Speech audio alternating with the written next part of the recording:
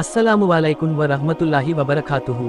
ప్రియమైన సోదరులారా, మన అందరికీ అల్లాహ్ యొక్క శాంతి, కృపలు, ఆశీర్వాదాలు కలగాలి. ఈ రోజు మనం రమజాన్ రాకముందే ఎలా సిద్ధం కావాలో హదీసుల ప్రకారం తెలుసుకుందాం.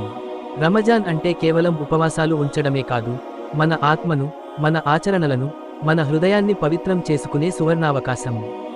రమజాన్కు సిద్ధం కావడానికి ముఖ్యమైన సలహాలు. 1. హృదయ శుద్ధి, పశ్చాత్తాపం, తౌబా.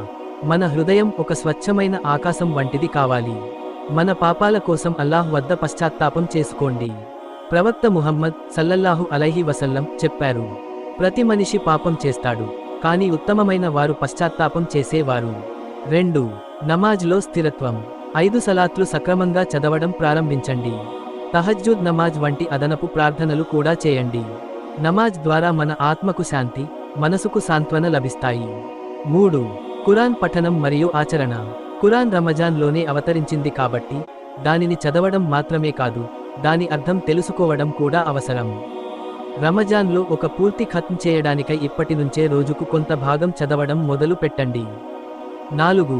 ఉపవాసాలకు శారీరక మరియు మానసిక సిద్ధత. షాబాన్ నెలలో కొన్ని నఫిల్ రోజాలు ఉంచడం ద్వారా శరీరాన్ని అలవాటు చేయండి.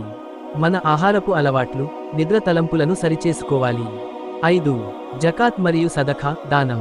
రమజాన్లో దానం చేయడం అల్లాహ్ వద్ద చాలా ప్రియమైన పని. ముందు నుండే జకాత్ లెక్కలు సిద్ధం చేసి పేదవారికి, అవసరమైన వారికి సహాయం చేయండి. 6. మంచి అలవాట్లు అభ్యాసం.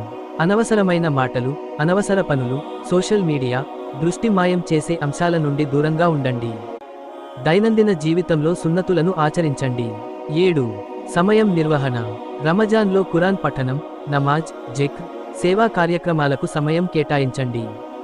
ముందే ఒక షెడ్యూల్ సిద్ధం చేసుకోండి, తద్వారా సమయం వృధా కాకుండా ఉంటుంది. 8. శ్రద్ధ, నియత్, సుస్థిరత. రమజాన్లో చేసే ప్రతి కార్యానికి సరైన నియత్ చేసుకోవాలి. మన ఉద్దేశ్యం కేవలం అల్లాహ్ యొక్క సంతృప్తి కావాలి, చూపుడు పనులు కాకూడదు. సోదరులారా, ఈ రమజాన్ మన జీవితాలను ఒక కొత్త దిశలోకి మార్చే అవకాశం. మనం ఈ పవిత్ర నెలను పూర్తి నిబద్ధతతో, శ్రద్ధతో, శాంతితో గడపాలని అల్లాహ్ను ప్రార్థిద్దాం. జజాకల్లాహు ఖైరన్. అల్లాహ్ మనందరినీ తన కృపలో కప్పి, మన ఉపవాసాలను, మన ప్రార్థనలను అంగీకరించాలని కోరుకుంటున్నాను.